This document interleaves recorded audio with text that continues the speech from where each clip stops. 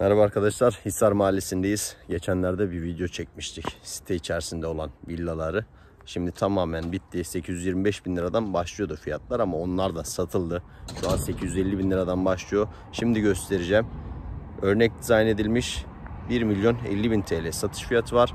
Bir de ardından müstakil olanı var. Onu da çekeceğim ama ilk önce bu. Şu an eşyalı. İyi seyirler.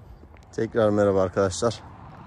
Dediğim gibi 850 bin TL'den başlayan fiyatlarla satıştaydı 825 bin TL ama onlar satıldı. Son bir tane 850 bin lira kaldı. Burası da 1 milyon 50 bin TL satış fiyatıyla şu an satışta. Giriş kapımız burada.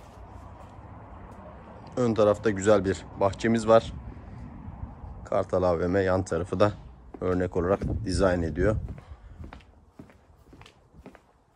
Burada ve arkasında yine güzel bir bahçemiz var arkadaşlar.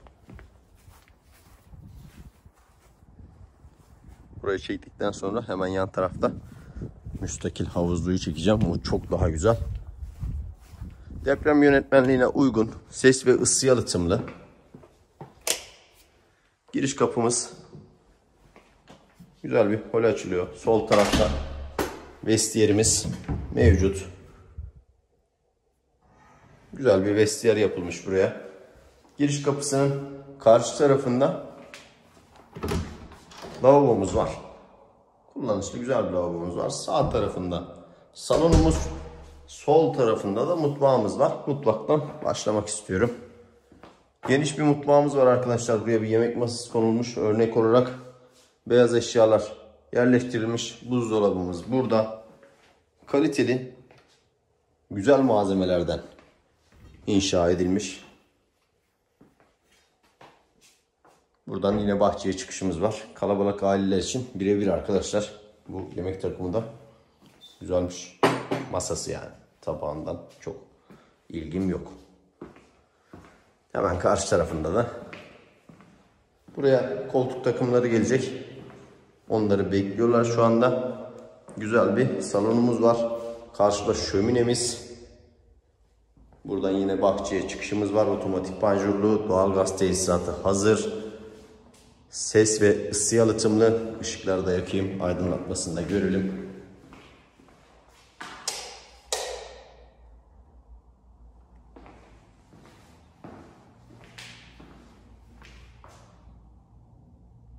Bunlar da güzelmiş.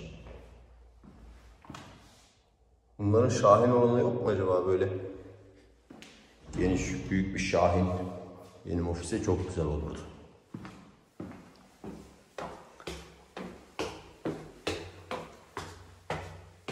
Üst katlı 2 tane odamız, bir banyo lavabomuz var. Merdivenin sağ tarafında geniş bir yatak odamız var arkadaşlar. Oraya dolap konulmuş. Burada çift kişilik yatağımız var. Çok rahatlıkla yerleştirilmiş.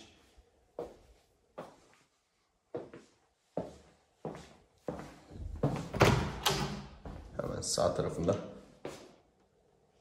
banyo lavabomuz. Makine yerimiz burada.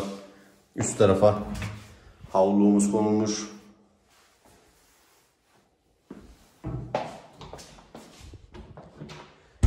Onun da yanında geniş bir yatak odamız var. Gerçekten çok geniş bir yatak odamız var.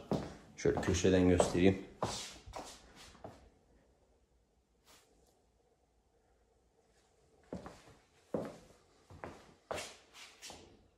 Bir de balkonumuz var arkadaşlar burada.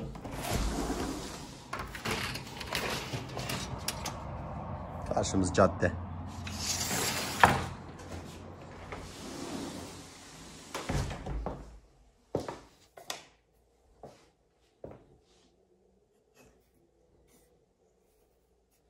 Çok güzel değil mi ya? Bence gayet kullanışlı.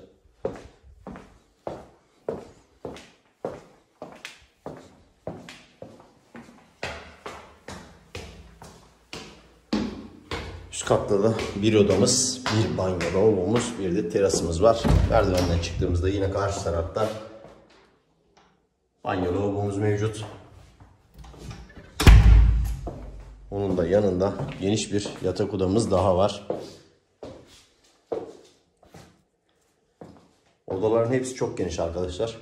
Bu Ne ağacıysa çok güzel kokuyor.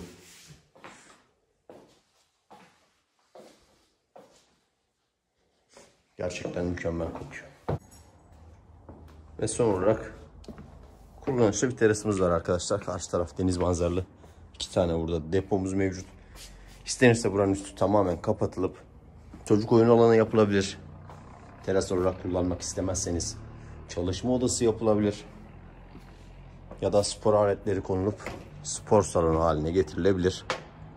Kendinize ait spor alanınız olur. Güzel bir yer arkadaşlar. Alıcısına hayırlı olsun.